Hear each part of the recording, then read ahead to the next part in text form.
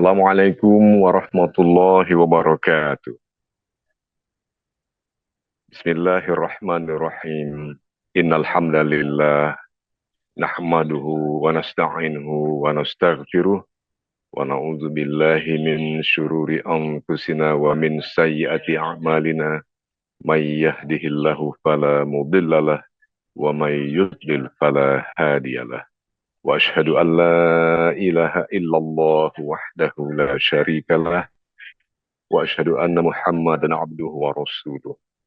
Allahumma salli ala Sayyidina Muhammad wa ala ali Sayyidina Muhammad. Bismillahirrahmanirrahim. Ya ayyuhalladzina amanu taqullaha haqqa tuqatih wa la tamutunna illa wa antum muslimun. Amma ba'du.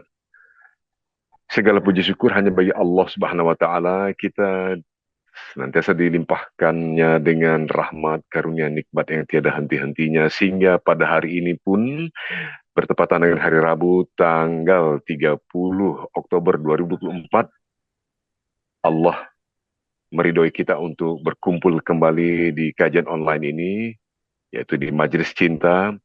Nanti kita akan mendapatkan materi yang luar biasa penting, luar biasa fundamental untuk kita semua. Apa itu? Ini terkait dengan sholat. Tema kita adalah jadikan sholat sebagai nafas hidup. Nah, nanti guru kita, Al-Ustadz Doni Amir Sagaf, akan mengungkap banyak rahasia kekuatan sholat dalam konteks sholat sebagai nafas hidup. Memang kita harus menjadikan sholat senantiasa sebagai nafas utama dalam kehidupan kita. Kita akan sapa saja langsung jamaah yang kami muliakan, ibu bapak saudara-saudara yang telah bergabung di sini. Kita sapa langsung guru kita, Al-Ustadz Doni Amir Sagaf. Assalamualaikum warahmatullahi wabarakatuh, Pak Ustadz. Waalaikumsalam warahmatullahi wabarakatuh, Pak D. Alhamdulillah, terima kasih Pak Ustadz. Saya Iwan, Pak Ustadz telah bergabung di sini. Terima kasih sudah dinantikan oleh Sampai, jamaah Pak. Ustadz. Ya, Subhanallah. salam, Ya Pak Iwan. Alhamdulillah Ustadz, kita tentu saja banyak yang ingin mendengarkan langsung dari pemaparan Ustadz nanti. Apa-apa saja sebenarnya yang merupakan rahasia kekuatan dalam sholat yang bisa memberikan energi bagi kita umat muslim dan dalam kehidupan kita sehari-hari, sehingga sholat tidak semata-mata dilihat sebagai kewajiban belaka dan seringkali hanya menjadi beban, kata sebagian orang, di antara jadwal kehidupan manusia modern yang luar biasa saat ini. Tetapi justru ada rasa kekuatan di sana yang harus kita sadari, dan tentu saja untuk itu mohon kesediaan Ustadz untuk memulai pembahasan ini. Kami Ya, persilahkan Ustadz dengan segala hormat. ya, terima kasih Pak Iwan. Eh, Jamaah sekalian, Bapak Ibu yang dirahmati Allah, Bismillahirrahmanirrahim. Assalamualaikum warahmatullahi wabarakatuh. Waalaikumsalam warahmatullahi wabarakatuh. Alhamdulillah, Alhamdulillahillazi anzala sakinata fi qulubil mu'minin liyazdadu imanan ma'a imanihim. Walillahi junudus samawati wal ard wa kana Allahu aliman hakima. Assalatu wassalam ala al-mab'uthur rahmatan lil alamin, asyrafal anbiya'i wal mursalin, wa ala alihi wa sahbihi ajma'in, amma ba'd. Fayaqulullah ta'ala fi kitabihil karim, a'udzu billahi minasyaitonir rajim, bismillahirrahmanirrahim. Aqimis salata lidulukis syamsi ila ghasakil lail wa qur'an al-fajr. Inna qur'an al-fajri kana mashhudan. Sadaqallahul azim wa sadaqa rasuluhul nabiyul karim wa nahnu ala zalika minasyahidin wa syakirin, amma ba'd. Pak Iwan serta Bapak Ibu jamaah sekalian yang dirahmati Allah, Alhamdulillah pagi ini kita bisa bertatap layar dimanapun kita berada. Niat kita sama, yakni mencari keridhaan Allah Subhanahu wa Ta'ala, menggali, mencoba, membuka diri, memahami pesan Allah Subhanahu wa Ta'ala dalam hidup kita, Wabil khusus pada kesempatan pagi hari ini, insya Allah mudah-mudahan Allah izinkan kita untuk bisa merasakan nafas cinta yang Allah telah eh, hadiahkan. Nah, ini kalimatnya hadiahkan kepada kita di atas dunia ini, yakni sholat. Wabil khusus sholat 5 waktu dulu, ya sholat 5 waktu. Yang sholat-sholat yang lain memiliki eh, apa eh, ke kekhususannya sendiri, tapi insya Allah yang akan kita bahas adalah sholat 5 waktu dulu. Salam dan salam mari senantiasa kita sampaikan curahkan kepada junjungan kita, qudwah hasanah kita, yakni Nabi kita Muhammad Sallallahu Alaihi Wasallam. Demikian pula kepada seluruh keluarga dan sahabat beliau.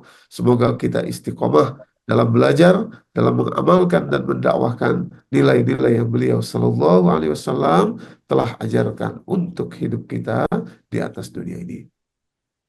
Bapak Ibu jamaah sekalian, mohon izin saya men-share di layar supaya bisa kita menyaksikan uh, ini ya, uh, supaya kita bisa menyaksikan uh, tampilannya pembahasan kita mengenai bagaimana sholat itu bukan hanya kewajiban, bahkan uh, tentu saja bukan beban tadi seperti Pak Iwan sampaikan. Baik, Bapak Ibu yang dirahmati Allah, pada tahun 2017 ada 3 orang yang dapat hadiah Nobel ini di bidang fisiologis, ya, bidang kedokteran. Mereka adalah Michael Rashbas, Jeffrey Hall, dan Michael Young. Ya. Dapat hadiah Nobel di bidang fisiologis atau di bidang kedokteran karena penelitian mereka yang dipublikasi tentang eh, apa yang dikenal dengan istilah circadian rhythm atau nama lainnya kronobiologi. Ya. Nama lainnya adalah eh, jam atau pengatur waktu yang ada di dalam tubuh setiap manusia. Nah, itu 24 jam tubuh kita ini ternyata ada yang mengatur waktunya di dalam tubuh kita. Gitu. Nah, 24 jam itu namanya circadian rhythm. Secara singkat saja, Bapak Ibu, ya, jadi kurang lebih gini, di gambar, ini memang harus ada display gambarnya biar mudah. Jadi, tubuh kita punya berbagai macam organ, punya juga berbagai macam fungsi, di antara lain misalkan imun sistem. Nah, itu fungsi juga. Ini saya lingkari di layar, ya, atau saya beri tanda panah.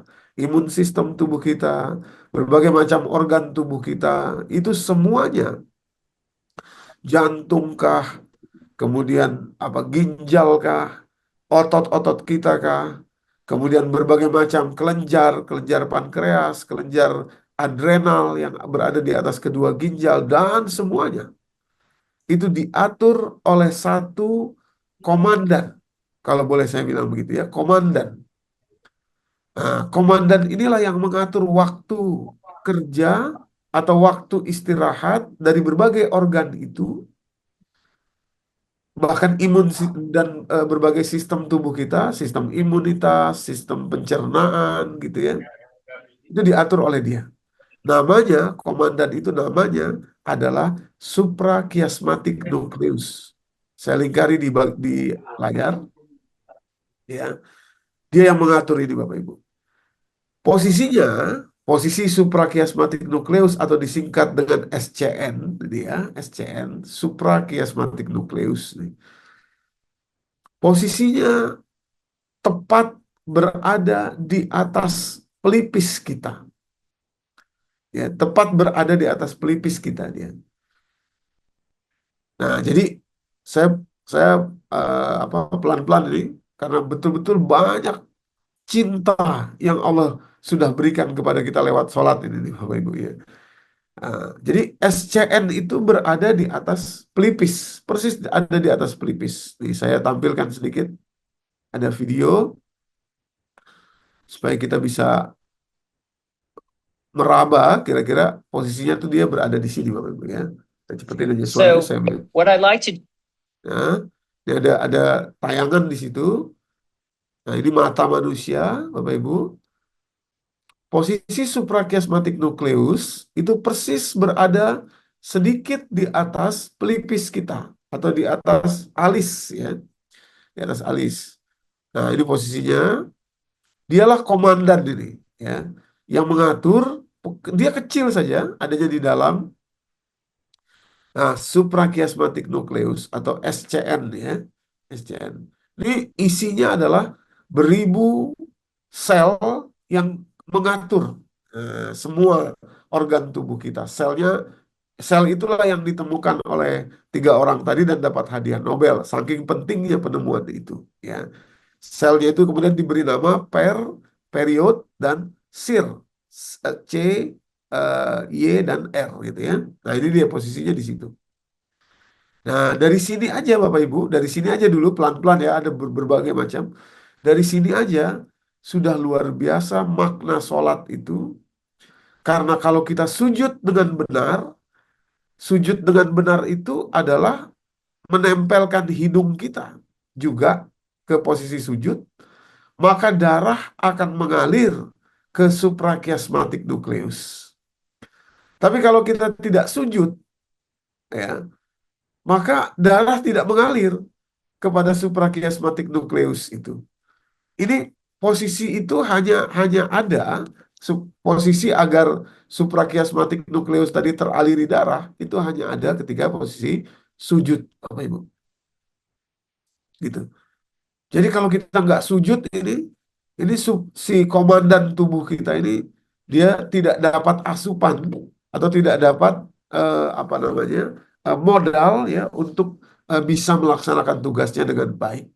Dan dampaknya nanti luar biasa kepada seluruh organ tubuh kita, kepada seluruh sistem yang ada dalam tubuh kita itu diatur oleh dia. Gitu. Dan luar biasanya juga Bapak Ibu yang dirahmati Allah. Luar biasa yang kedua ya, bahasa cinta nih Allah kepada kita. Banyak orang telah melakukan uji atau eksperimen ya. Sebentar saya tampilkan dulu gambarnya.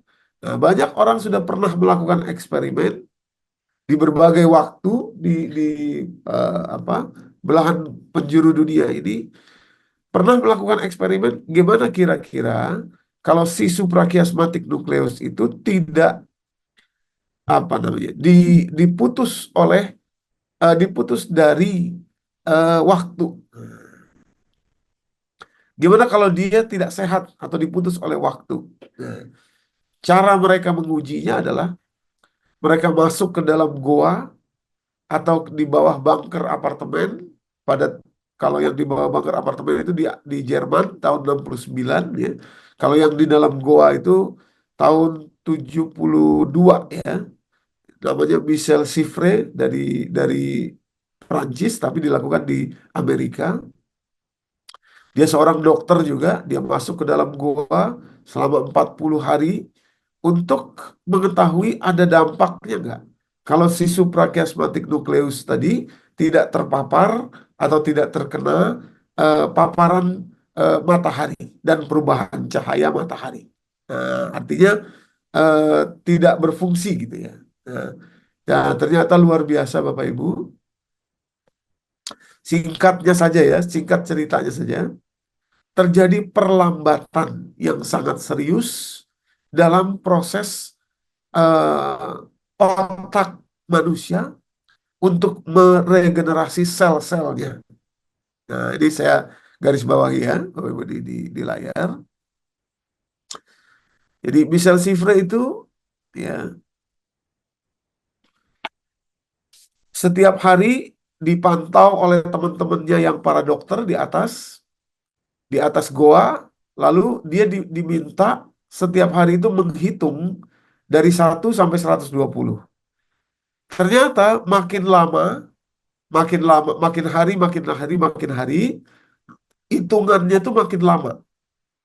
Biasanya hanya butuh waktu 120 detik untuk menghitung angka 1 sampai 120. Kemudian makin lambat. makin lambat, makin lambat, makin lambat, sampai akhirnya butuh waktu 5 menit untuk menghitung 120. Karena kawan-kawannya sudah khawatir, lalu disudahi eksperimen itu. Nah, begitu dia naik ke atas, dia dia baca laporan itu, laporan penelitian ini, dia kaget karena waktu menghitung 1 sampai 120, dia sama sekali tidak merasa lebih lambat. Tapi faktanya melambat sampai 2,5 kali lipat.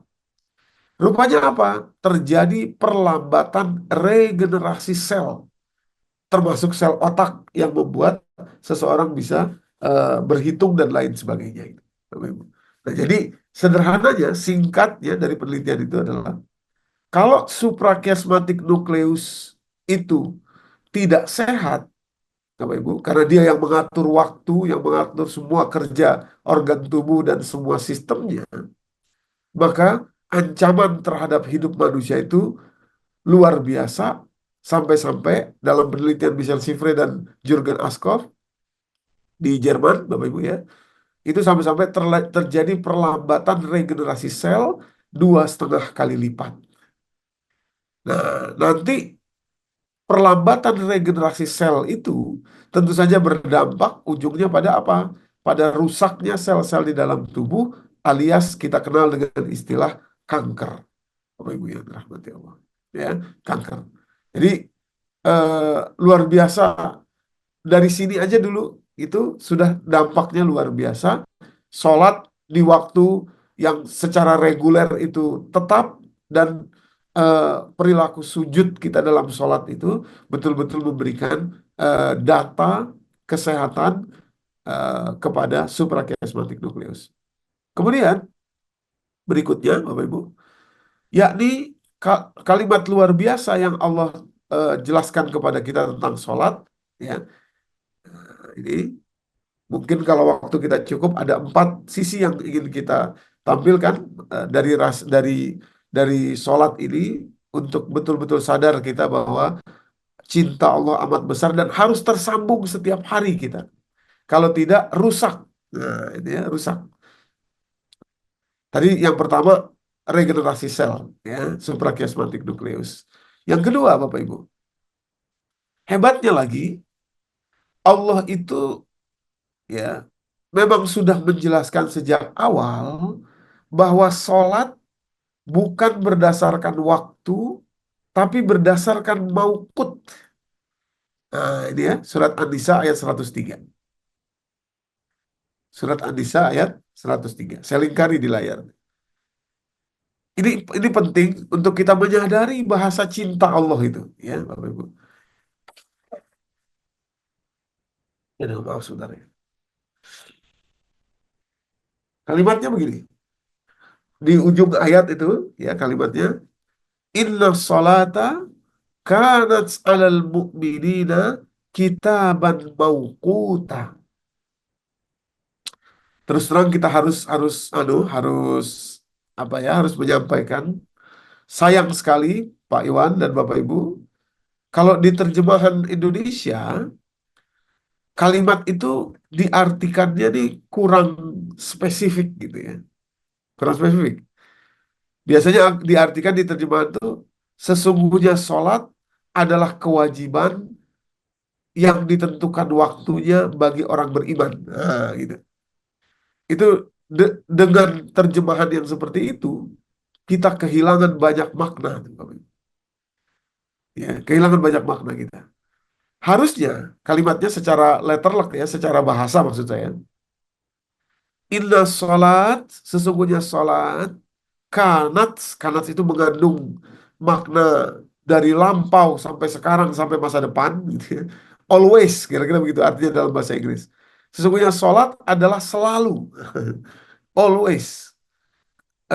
Ketetapan yang ditetapkan dengan maukut. Nah, maukut itu bukan waktu dia, tapi eh, apa, tempat atau saat waktu itu diproduksi, gitu ya.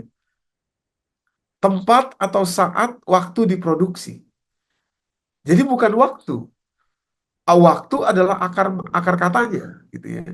Kemudian ketambahan mim, ya, dan apa namanya, fathah tanwin, ya, mauquta. Ya, kalau kita pergi umroh ada mikot. Mikot itu juga diambil dari akar kata yang sama dan bentuk yang sama juga. Mikot itu permulaan artinya. Nah, mauqut itu permulaan, saat, dan tempat ketika waktu diproduksi. Jadi maksudnya begini, Bapak Ibu. Mauqut itu adalah matahari, bulan tentu saja, malam, dan waktu fajar. Itu mauqut. Dia memproduksi waktu dia. Ini, ini bedanya signifikan sekali nih. Nah, jadi misalkan begini. Sholat zuhur di Indonesia jam 12 misalkan gitu ya. Apakah jam 12 itu di Arab Saudi orang sholat zuhur? Tidak, gitu. Nah, mungkin jam 12 waktu Arab Saudi, tapi itu tidak sama dengan jam 12 waktu Indonesia. Demikian pula misalkan di Alaska, ya, yang mataharinya lebih pendek misalkan gitu ya. Nah, boleh jadi sholat asarnya itu jam jam 8 malam gitu. Jam 8 sudah waktu malam baru sholat asar gitu. Nah, itu namanya mauqut. Itu hebatnya Al-Quran. Dan dari kalimat mauqut itu kita tahu, Bapak Ibu yang dirahmati Allah, artinya tadi terkait suprachiasmatic nucleus, ya. Mudah-mudahan saya bisa menjelaskan ini dengan cukup mudah. Jadi mauqut yang ada di alam semesta ini itu harus bersambung dengan mauqut yang ada di dalam tubuh kita, pengatur waktu di dalam tubuh kita, namanya suprachiasmatic nucleus tadi. Jadi di mana tempat kita berada, kita menyambungkan maukut yang ada di bawah hipotalamus kita di otak ini, maksudnya suprachiasmatic nucleus tadi, dengan maukut yang ada di alam semesta ini. Nah, kesambungan ini ada tanda panah sini. Ketersambungan itu, Bapak Ibu yang dirahmati Allah, dalam bahasa Arab namanya sila atau solat. Solat itu artinya ketersambungan, gitu. Ini kita belum bicara aspek spiritual yang lebih dalam tentunya, ya. Baru kita bicara dulu aspek fisiknya. Jadi kalau terjadi kesambungan antara maukut, ya, maka sholat adalah kitaban maukuta. Nah, maukuta itu juga menunjukkan adanya jamak dari maukut. Maukut yang ada di dalam tubuh kita dan maukut yang ada di alam semesta ini yang memproduksi waktu. Ya. Dalam tubuh kita tadi namanya suprachiasmatic nucleus. Nah, jadi kalau Bapak Ibu lihat gambar ini, ya, di gambar ini gambar yang bikin bukan saya cuma ambil aja di internet gambar ini. Gitu ya. Ini ada suprachiasmatic nucleus, lalu di atasnya ada gambar perputaran bumi, ya, mengelilingi matahari, nah, rotasi bumi, ya, mengelilingi matahari. Dan kalau Bapak Ibu perhatikan ada gambar matahari di situ, ada gambar bulan di situ, ya. Inilah asupan data yang diterima oleh sang pengatur waktu di dalam tubuh namanya suprachiasmatic nucleus.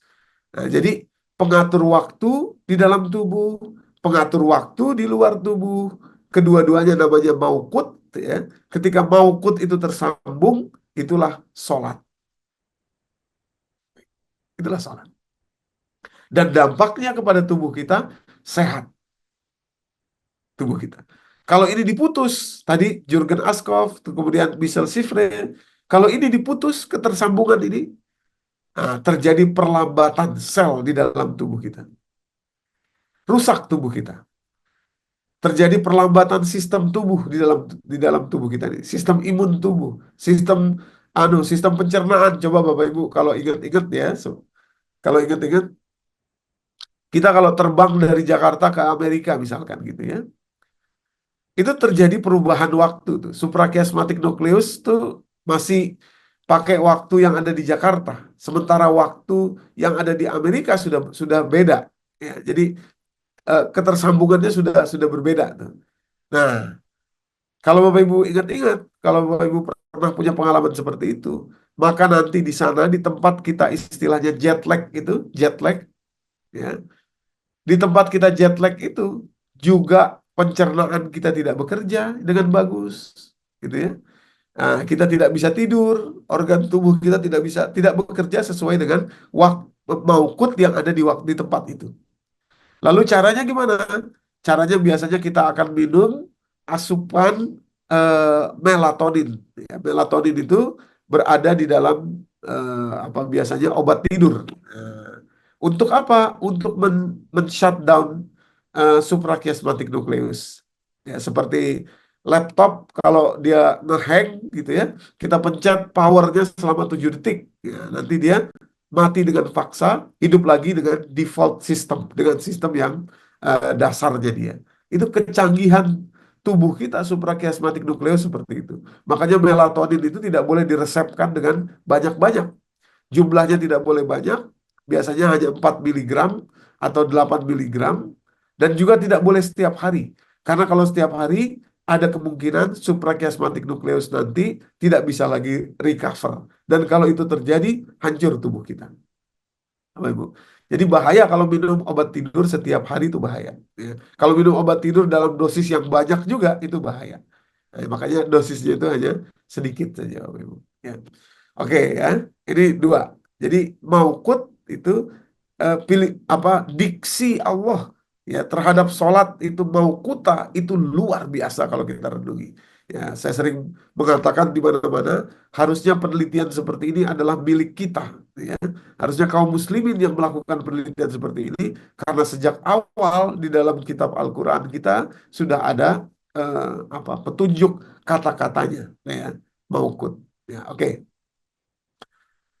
Yang ketiga, Bapak Ibu, ya, cinta Allah luar biasa kepada kita dan harus kita rawat setiap hari lewat sholat ini adalah begini.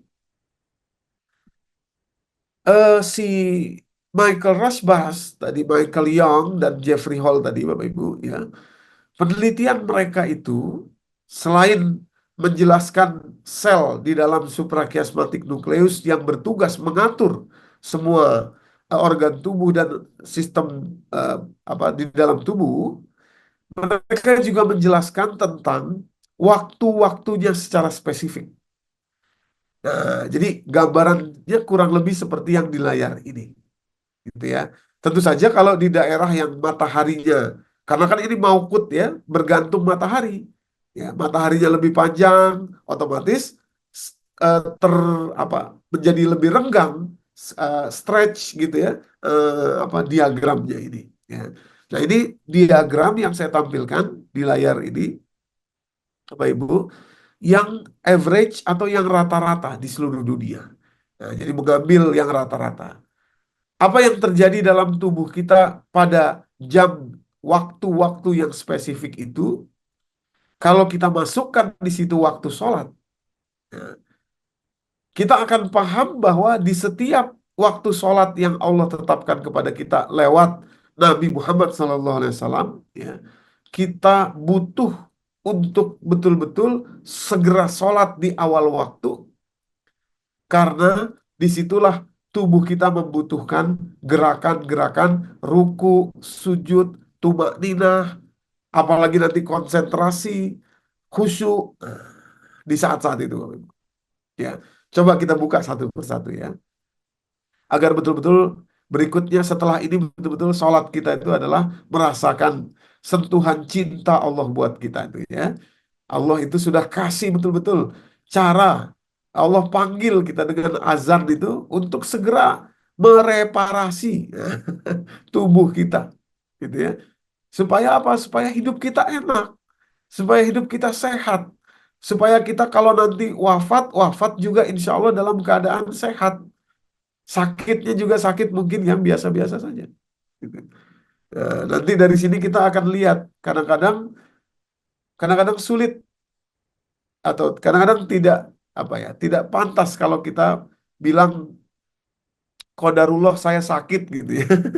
Kadang-kadang jadi nggak ini kita ya, jadi tidak pantas itu kalimat itu kayaknya gitu ya. Kenapa? Karena Allah sudah jaga betul supaya kita tuh sehat, Pak. Bapak Ibu. Ini baru dari sholat ini, waktu sholat. Nanti gerakan sholat saya tampilkan sedikit.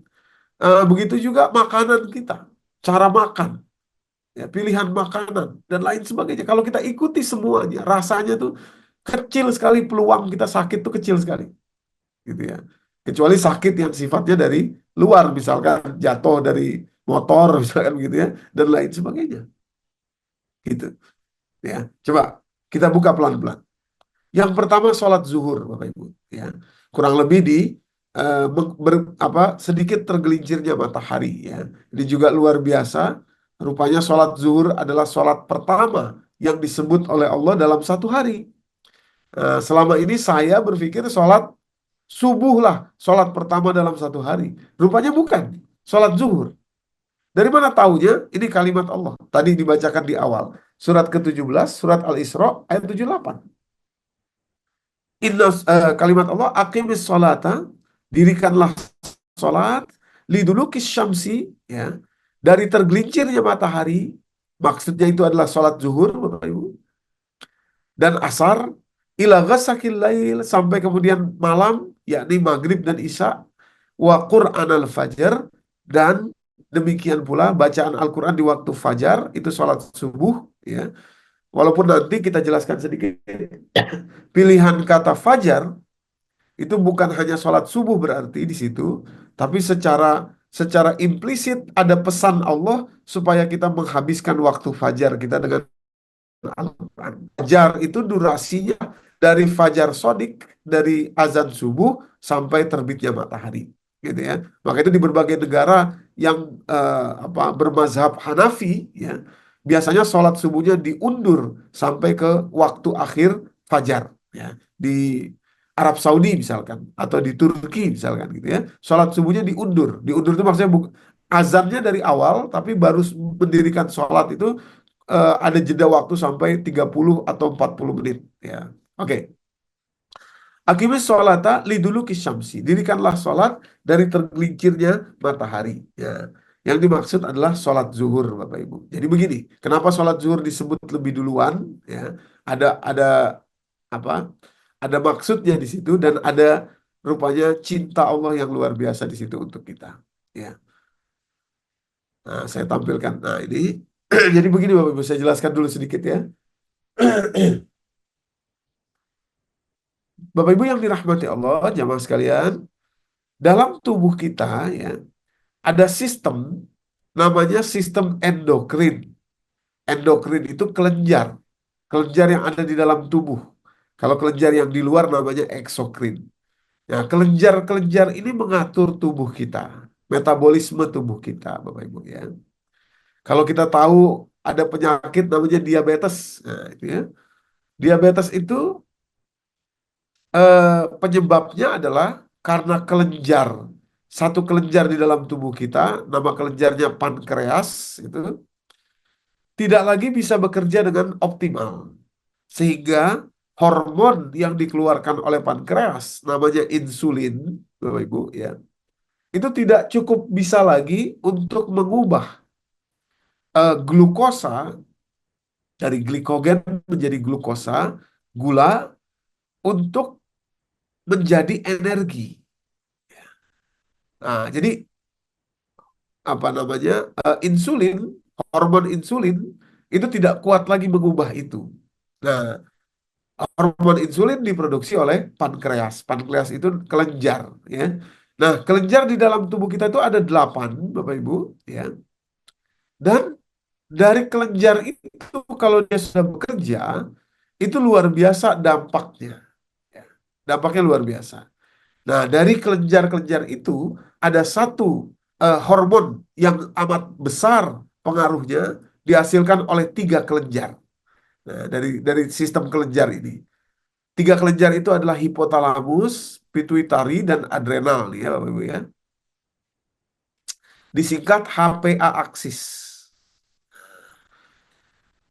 Ketiga kelenjar ini memproduksi hormon namanya kortisol. Hormon kortisol ini kita butuh, tapi tidak boleh banyak-banyak. Kalau kebanyakan sedikit aja lebih dari yang dibutuhkan tubuh, maka akan terjadi namanya di dalam tubuh kita satu sistem namanya glukokortikoid. Ini ya, kortisol, glukokortikoid. Nih, saya di layar saya beri tanda. Jadi kita butuh kortisol. Kalau nggak ada kortisol, kita nggak bisa bangun tidur, kita nggak bisa bersemangat, gitu ya, dan lain sebagainya. Tapi kalau kortisol itu berlebihan, kalau kelebihan kortisol, jadinya glukokortikoid. Apa itu glukokortikoid? Glukokortikoid itu sederhananya adalah semua protein yang masuk ke dalam tubuh akan menjadi glukosa alias gula darah oleh glukokortikoid itu. Nah, kira-kira begitu sederhananya, Bapak Ibu. Nah, makanya ujungnya nanti diabetes tipe 1 dan tipe 2. Sebenarnya tidak sanggupnya insulin untuk mengubah glukosa menjadi energi karena kita kebanyakan glukosa. Kebanyakan glukosa itu bukan hanya disebabkan asupan makanan saja, ya, tapi yang lebih justru yang lebih apa yang sebabnya lebih utama justru adalah karena adanya glukokortikoid. Nah, jadi protein apapun yang kita makan, protein nabati, hewani, tapi kalau glukokortikoid maka glukosanya bertambah banyak. Akhirnya insulinnya tidak sanggup lagi mengubah menjadi tenaga. Akhirnya jadi diabetes. Nah, sebetulnya Bapak Ibu berarti untuk bisa mencegah diabetes itu selain kita makan asupan makanan yang kadar glukosanya rendah, sebetulnya yang harus diperhatikan adalah kortisolnya jangan sampai terlalu tinggi. Nah, kortisol itu dipicu oleh HPA aksis. HPA aksis itu dipicu stress response system yang ada dalam tubuh kita. Maka itu kalau Bapak Ibu perhatikan, kalau ada orang yang sudah gulanya tinggi atau diabetes gitu ya, kadang-kadang gulanya akan sangat tinggi walaupun asupan makanannya itu sehat gitu. Walaupun asupan makanannya sehat. Kenapa? Karena stres. Karena ada satu stres, maka dia kemudian eh, apa glukosa gulanya tinggi. Misalkan mikirin sesuatu stres, gulanya tinggi padahal makannya dijaga gitu. Kenapa? Karena glukokortikoid dari stress response system. Tapi intinya adalah hormon kortisol, Bapak Ibu ya. Nah, rupanya Pak, Bapak Ibu, hormon kortisol ini harus dijaga itu, yakni saat siang hari, persis kira-kira waktu sholat zuhur. Nah, ini dia. Di layar saya tampilkan tuh Bapak Ibu ya. Di layar saya tampilkan jurnal kortisol ya. Yang sebelah kiri jurnal kortisol orang normal atau sehat. Yang sebelahnya jurnal kortisol orang yang kronik stres. Nah, jadi dan disinilah kita akan menemukan betapa luar biasanya Allah siapkan mekanisme untuk kita, yakni sholat zuhur di awal waktu. Di awal waktu, Bapak Ibu. Maka itu kalau kita perhatikan, sholat zuhur adalah satu-satunya sholat yang Allah secara implisit, secara tersirat, mewajibkan kepada kita di awal waktu, lewat satu pekan ada satu hari di mana eh, kita diwajibkan sholat zuhur di awal waktu. Namanya adalah sholat Jumat. Jadi 2 rakaat, kemudian ditambah dengan khutbah, gitu ya. Di awal waktu tuh.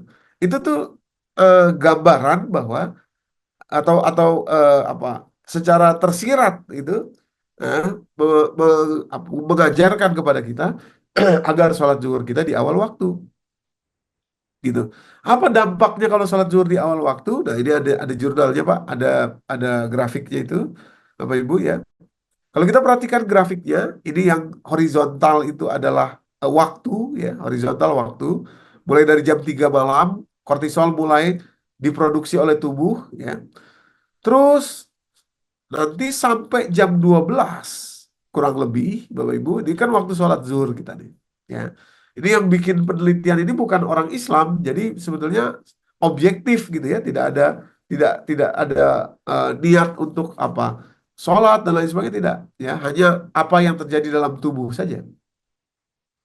Nah, di jam 12, Bapak Ibu, kurang lebih waktu sholat zuhur, orang yang sehat itu kortisolnya langsung turun dari yang tadinya tinggi di jam 6 lebih sedikit. Jam 6 lebih sedikit itu adalah ketika matahari mulai muncul lagi, ya. Gravitasi matahari, gelombang elektromagnetik matahari mulai muncul lagi. Di situ terjadi apa? Kortisol kita juga tinggi.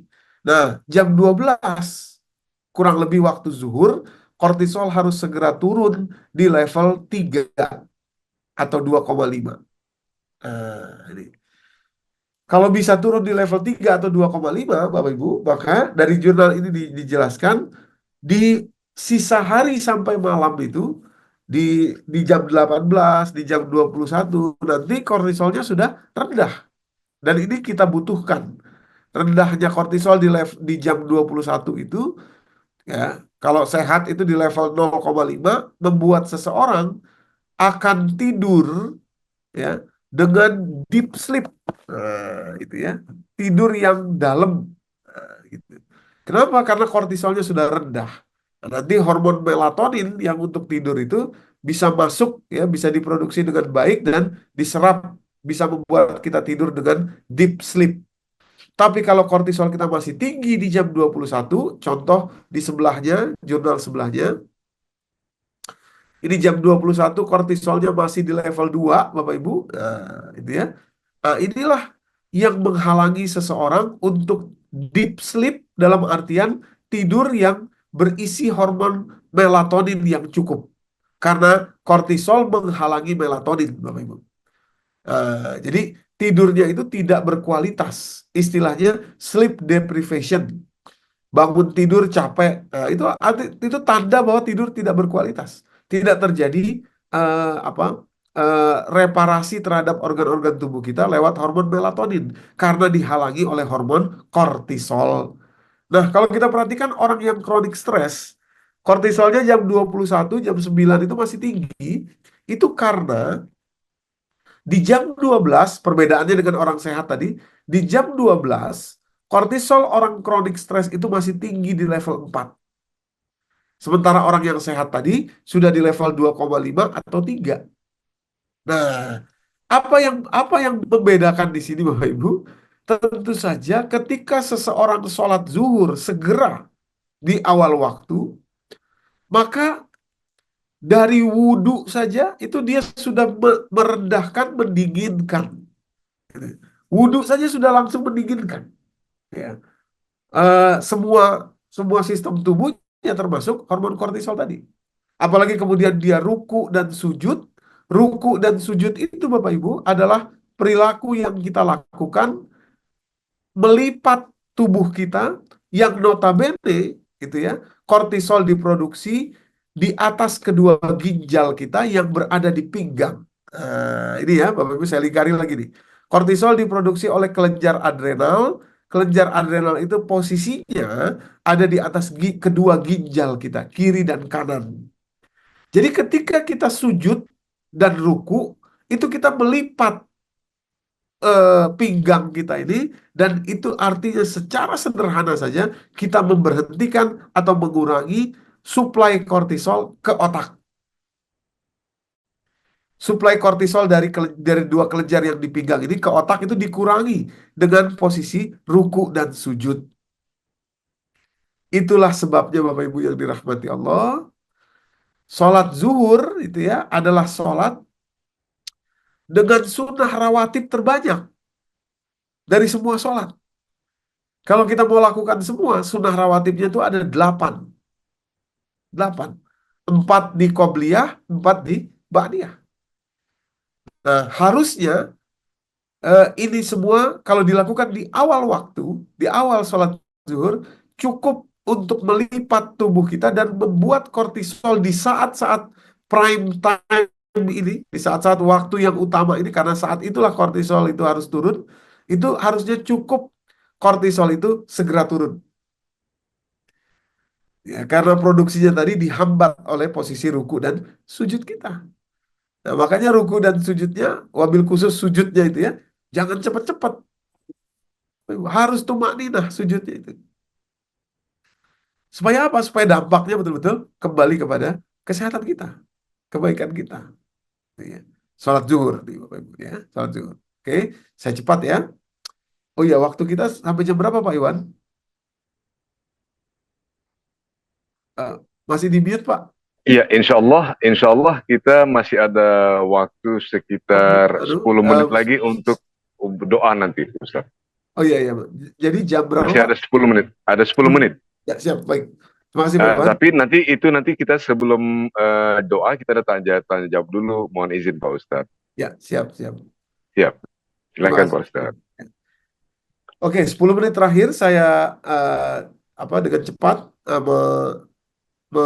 maju ke sholat asar ya, Bapak Ibu ya. Apa yang terjadi di tubuh kita saat sholat asar? Kenapa kita butuh sholat asar? Ya, lagi-lagi juga di awal waktu itu sangat baik. Karena jam 15.30 kurang lebih tentu saja akan bertambah dan berkurang seiring dengan matahari atau rotasi bumi terhadap matahari, Bapak Ibu ya. Apa yang terjadi?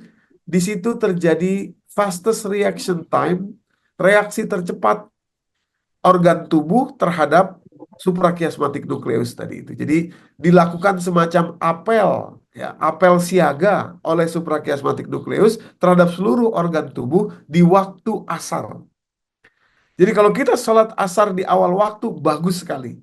Karena itu artinya suprachiasmatic nucleus kita sedang mengabsen seluruh organ tubuh dan dampaknya nanti tentu saja organ tubuh kita siap untuk berproduksi atau bekerja dengan baik. Ya. Artinya sangat bahaya kalau kita tidur di waktu itu. Di waktu asar itu sangat bahaya Bapak Ibu.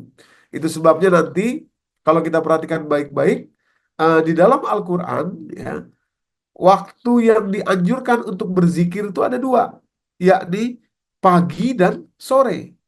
Ya, bukrotan wa asilan. Bukrota wa asila, itu ya kalimatnya itu ya.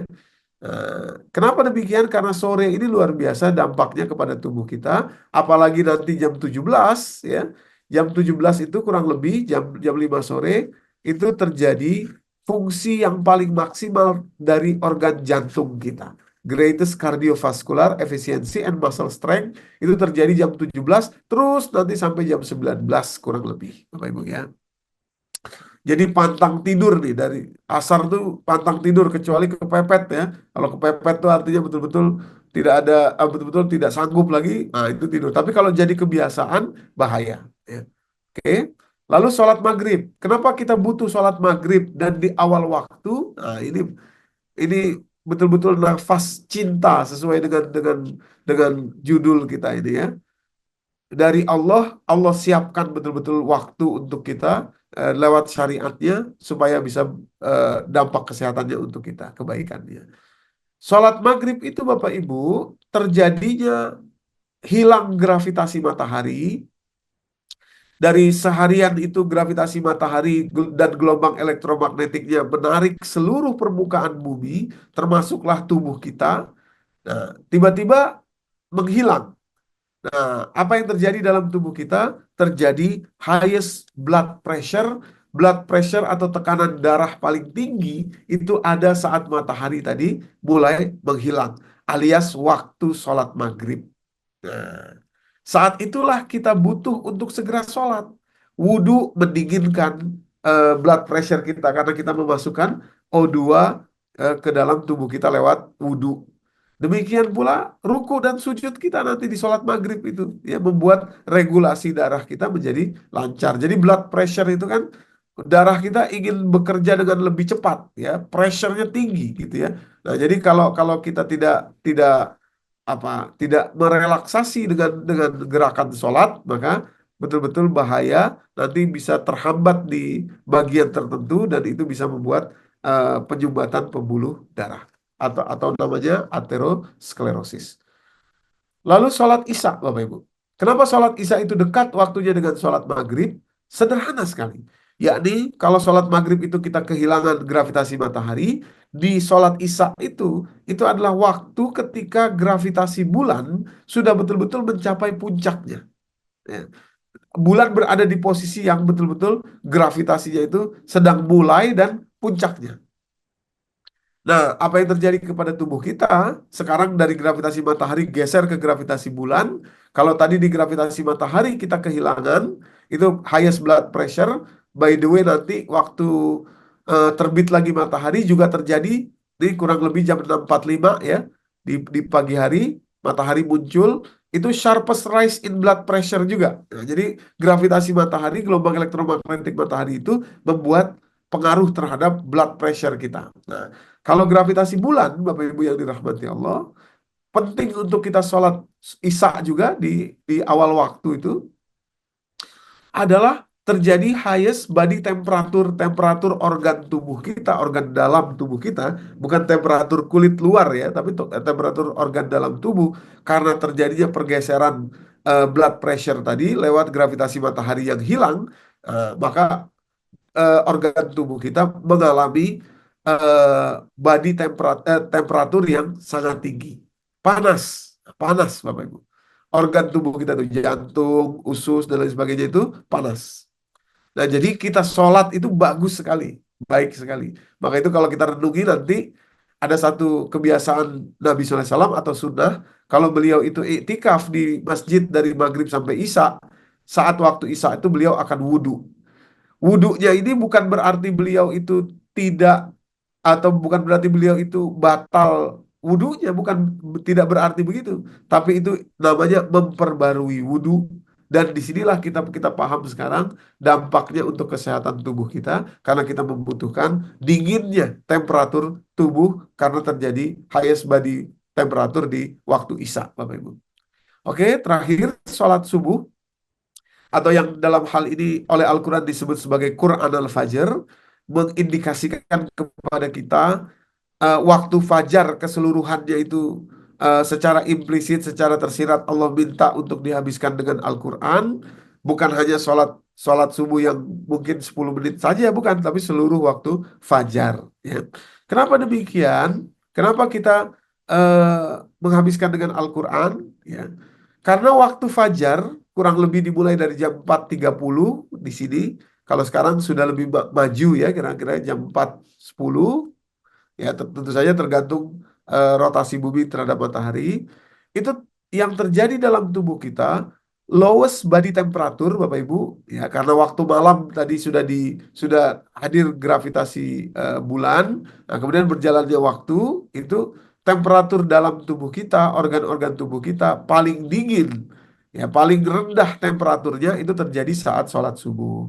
Nah, ketika orang sholat subuh itu bagus sekali untuk dia menghangatkan. Lewat apa? Lewat gerakan sholat tadi itu. Lewat gerakan sholat. Nah, darahnya mengalir ke saat sujud ke prefrontal cortex dan lain sebagainya seluruh tubuh kita. Itu bagus sekali. Menghangatkan. Ya. Nah, jadi kalau orang tidak sholat subuh, apalagi tidur sampai waktu saat terbitnya matahari, sangat amat berbahaya karena organ tubuhnya sedang dingin, lalu nanti jam 6.45 saat terbit matahari atau waktu syuruk itu terjadi sharpest rise in blood pressure, tiba-tiba pembuluh apa tekanan darah kita naik setinggi-tingginya. Kenapa? Karena matahari terbit. Ya, disitulah banyak terjadi pecah pembuluh darah. Kalau di otak namanya stroke, kalau di jantung namanya gagal jantung, Bapak Ibu. Nah, jadi memang Allah sunahkan ya kepada kita untuk menghabiskan waktu fajar dengan Al-Quran, alias kalau bisa jangan tidur sampai syuruk. Nah, bagus lagi kalau sholat isyrok, sholat syuruk, saat itu matahari muncul, kita sholat kasih waktu beberapa menit setelah matahari muncul, namanya sholat syuruk. Saat itu kita sholat, maka kita membuat tubuh kita mengalir darah di dalam tubuh kita dengan lancar lagi karena terjadinya sharpest rise in blood pressure, Bapak Ibu yang dirahmati Allah. Oke, saya pikir ini saja yang bisa saya sampaikan. Eh, Baru berkaitan dengan waktunya saja. Ya, belum lagi kita bicara gerakannya, apalagi kita bicara soal spiritualitasnya, yakni kekhusyuannya, Masya Allah. Semua itu adalah sarana yang Allah sudah berikan hadiah kepada kita supaya hidup kita ini betul-betul hasanat di dunia, Masya hasanat. Allah, Ustadz. Betapa Subhanallah, luar biasa sekali Ustaz. Pemaparan, uraian, kupasan yang menurut saya sungguh-sungguh sangat penting karena ternyata dari apa yang sudah Ustaz sampaikan terbukti betapa Allah Azza wa Jalla sangat benar-benar maha pengasih, maha penyayang, sangat sayang pada kita makhluknya, terutama kaum muslim yang telah diberikan tuntunan untuk melaksanakan sholat yang ternyata setelah dikupas secara saintifik, gerakan-gerakan sholat itu sendiri ternyata bermanfaat bagi kesehatan. Terbukti dari tadi dengan pemaparan yang sudah disampaikan. Dan kita langsung saja kepada ini sesi tanya jawab Pak Ustadz. Izin silakan Pak kita Iwan. coba mengundang beberapa pertanyaan pertama. Mungkin satu atau dua pertanyaan lebih dahulu. Ya, sambil menunggu Ibu, Bapak, sahabat-sahabat, tentu saja majelis peserta majelis cinta yang dirahmati Allah. Saya ini Pak Ustadz, tadi kan kalau boleh sedikit ingin lebih dalam. Nah, Tadi pemahaman Pak Ustadz ada suatu sistem yang letaknya sedikit di atas pelipis di bagian belakang dalam kepala kita yang merupakan komandan gitu Ustadz ya, ya untuk betul. sistem waktu kita. Dan kemudian ternyata sistem waktu yang Allah ciptakan yang hubungannya dengan matahari bulan itu eh, terhubungkan. Nah, dengan apa yang ada dalam tubuh kita. Ternyata dengan sholat, rukun sholat, dan perilaku kita, kita sholat, ternyata keterhubungan tadi itulah yang kemudian men-trigger agar semua kelenjar yang terkait dengan itu bisa menghasilkan hal-hal atau zat-zat mungkin enzim yang dibutuhkan tubuh atau sebaliknya yang mana yang berlebihan bisa di stop. Apakah um, itu berlaku pada semua, maksud saya pada semua umur Ustadz, dari sejak kecil sampai sudah usia tua itu Ustadz. Ya, ya terima kasih Pak Iwan. Betul sekali. Jadi suprachiasmatic nucleus tadi atau komandannya waktu di dalam tubuh kita. Ya, jadi suprachiasmatic nucleus ini mulai bekerja tentu saja saat eh, kita dewasa. Ada pertanda hormonal di situ. Tanda hormonal itu nanti diketahui lewat keluarnya hormon di dalam tubuh masing-masing. Misalkan laki-laki, eh, di- ada ada ada hormon testosteron yang sudah mulai bekerja. Tandanya ya saya sampaikan saja. Salah satunya adalah keluarnya apa air mani, gitu ya. Nah itu artinya kerja suprachiasmatic nucleus itu sudah dimulai. Demikian pula kalau di tubuh perempuan eh, juga berdasarkan hormon ya yang sudah berfungsi dengan baik atau siap, ya, tandanya adalah keluarnya menstruasi di apa di tubuh atau eh, berubahnya bentuk tubuh, ya, berubahnya bentuk tubuh. Mungkin ada juga yang tidak keluar anunya apa dalam di diri perempuan ya, eh, apa tanda berupa menstruasi tapi bentuk tubuh berubah. Nah, kelenjar kelenjar yang lain berubah, misalkan mohon maaf di kelenjar apa dekat tiroid ya kepada eh, apa kelenjar tiroid dan timus ya yang kemudian kita tahu bentuk dadanya akan berubah. Nah, saat itu berarti kerja suprachiasmatic nucleus itu sudah dimulai. Istilahnya dalam dalam dunia dalam ilmu agama istilahnya akil balik. Sebetulnya kalau dalam dalam eh, diri kita atau secara fisiologis itu adalah eh, saat kelenjar-kelenjar di dalam tubuh kita sudah bekerja secara sempurna, secara sempurna. Sejak saat itu terus sampai wafat dia masih bekerja, Pak Iwan. Nah, maka itu eh, ini juga harus kita jelaskan kepada anak-anak kita, kenapa sih sholat itu menjadi wajib, tidak boleh ditinggal lagi setelah kamu tuh akil balik gitu. Nah, itu ya. Supaya mereka sadar, mereka juga tahu bahwa itu tuh adalah mekanisme cintanya Allah merawat kamu, merawat tubuhmu selama hidupmu dimanapun kamu berada, supaya kamu tetap dalam kondisi sehat, menjalani hidup ini dengan enak, dengan bahagia. Nah, jadi akan mengubah paradigma, bukan bukan satu kewajiban tuntutan yang memberatkan. Justru kalau tidak diambil, ruginya luar biasa, rusak tubuh kita, kelenjar-kelenjar dalam tubuh kita rusak, sel-sel di dalam tubuh kita rusak. Nah, itu. Jadi hadiah Allah sebetulnya waktu sholat itu, Bapak Ibu. Nah, demikian kira-kira Pak Iwan. Subhanallah, tabarakallah Ustaz.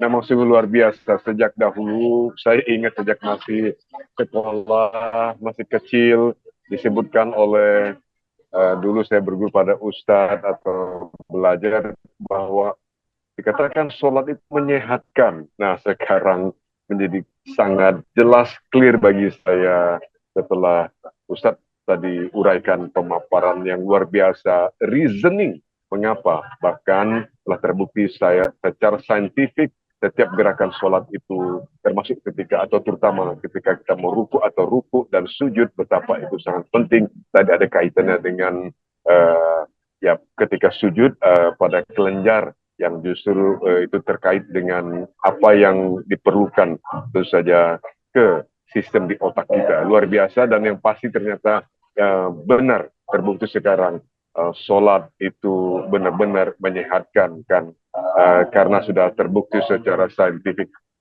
Mungkin kalau kita coba ada pertanyaan dari jamaah, kalau belum ada barangkali kami mohonkan pada waktu yang akan datang, Ustadz masih berkenan ya Ustadz ya untuk memberikan materi lagi bagi jamaah Majelis Cinta Ustadz. Siap, insya Allah Pak Iwan. Insya Allah, insya Allah. Dan tentu saja kami menyampaikan lagi kepada, sebelum doa dipimpin oleh Ustadz, mohon izin saya ingin menginfokan kepada ibu bapak sahabat-sahabat Majelis Cinta bahwa selalulah dapatkan update kajian maupun jadwal serta tema-tema kajian kita akan datang melalui WA bernomor 0821 1812 8338. Itu tentu saja Anda akan mendapatkan update setiap saat. Dan jangan lupa juga setiap tayangan kita akan ada naik di YouTube. Tentu saja Anda bisa dapatkan juga informasi terkait dengan materi-materi yang telah ditayangkan di YouTube melalui nomor yang telah saya sebutkan juga telah ada di layar saat ini. Ustadz Doni Amir Sagar, kami mohon sekarang Presiden Ustadz untuk memimpin doa bersama jamaah yang cukup banyak sekali hari ini Ustadz. Subhanallah. Silahkan Pak Ustadz. Ya, terima kasih Pak Iwan, Bapak Ibu yang dirahmati Allah. Terima kasih atas kebersamaan kita. Mudah-mudahan eh, apa yang kita sharing bersama tadi betul-betul bisa membuka hati dan pikiran kita, eh, merasakan betapa cintanya Allah kepada kita. Sejak kita diciptakan, kita adalah hamba Allah. Artinya Allah tidak pernah lengah menjaga kita.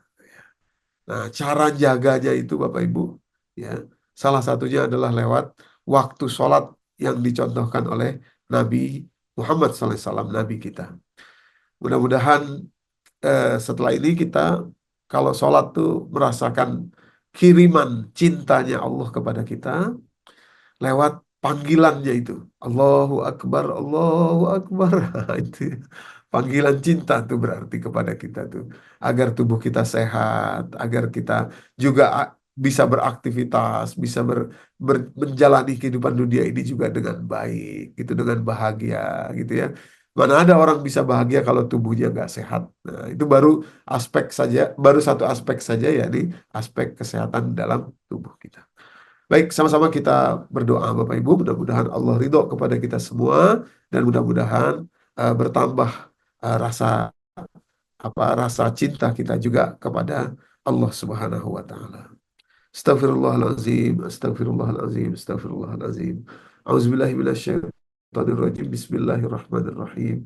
Alhamdulillahirabbil alamin. Hamdan syakirin, hamdan na'imin. Hamdan yuafi ni'mahu wa yukafi'u mazidah. Ya Rabbana lakal hamdu ya Allah hatta tarda wa lakal hamdu إذا لك الحمد بعد الرضا. اللهم أنت ربنا لا إله إلا أنت خلقتنا ونحن عبدك ونحن على عهدك ووعدك ما استطعنا نعوذ بك من شر ما صنعنا نبوء لك بنعمتك علينا ونبوء بذنوبنا فاغفر لنا فإنه لا يغفر الذنوب إلا أنت. ربنا آتنا في الدنيا حسنة وفي الآخرة حسنة وقنا عذاب النار بفضلك سبحان ربك العزة عما يصفون وسلام على المرسلين والحمد لله رب العالمين. Demikian Bapak Ibu, terima kasih.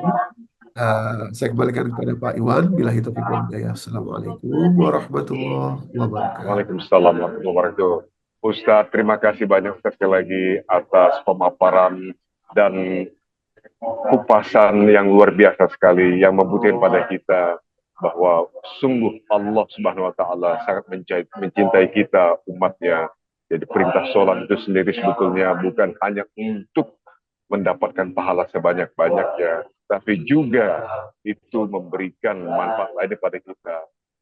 Yang pasti berdampak bagi kesehatan. Bagaimana umat Islam sesungguhnya diberi cara, diberi modal, diberi jalan untuk hidup sehat melalui sholat. Terima kasih lagi Ustadz Doni Amir Sagaf. Insya Allah kita bertemu lagi pada kesempatan yang akan datang, Ustadz.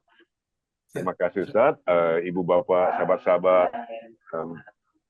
serta partisipan Majelis Cinta, terima kasih atas pertemuan Anda. Insya Allah kita berjumpa lagi pada kesempatan. Ya, kita tetap memohonkan ridha Allah untuk semua ikhtiar kita ini dan tetap kita curahkan senantiasa salam, salawat dan salam kita bagi junjungan kita Nabi besar Muhammad Sallallahu Alaihi Wasallam. Dan akhirnya, subhanakallahumma bihamdika astaghfiruka asyhadu an la ilaha illallah la ilaha illa anta astaghfiruka wa atubu ilaik. Wassalamualaikum warahmatullahi wabarakatuh. Waalaikumsalam warahmatullahi wabarakatuh. Allahumma rahamna bil Qur'an waj'alhu lana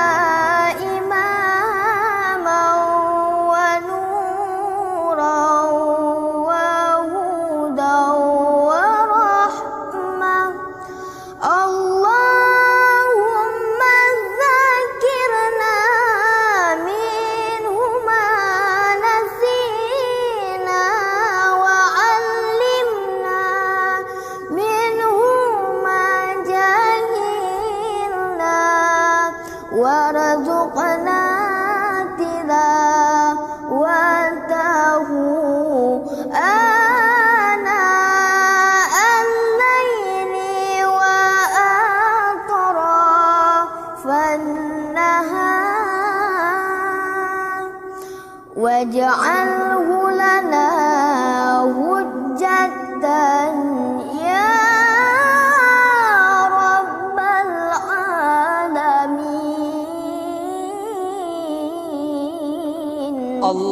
Allahumma arhamna bil Qur'an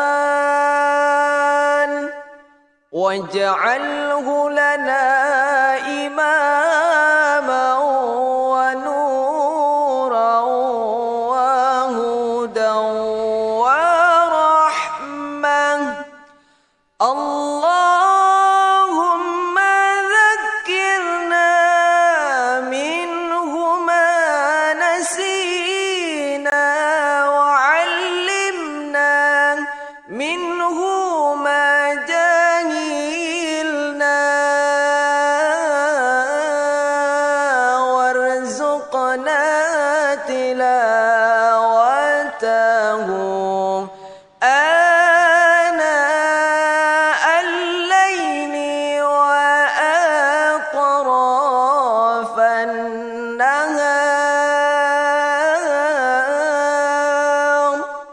waj'alhu lana hujjatan ya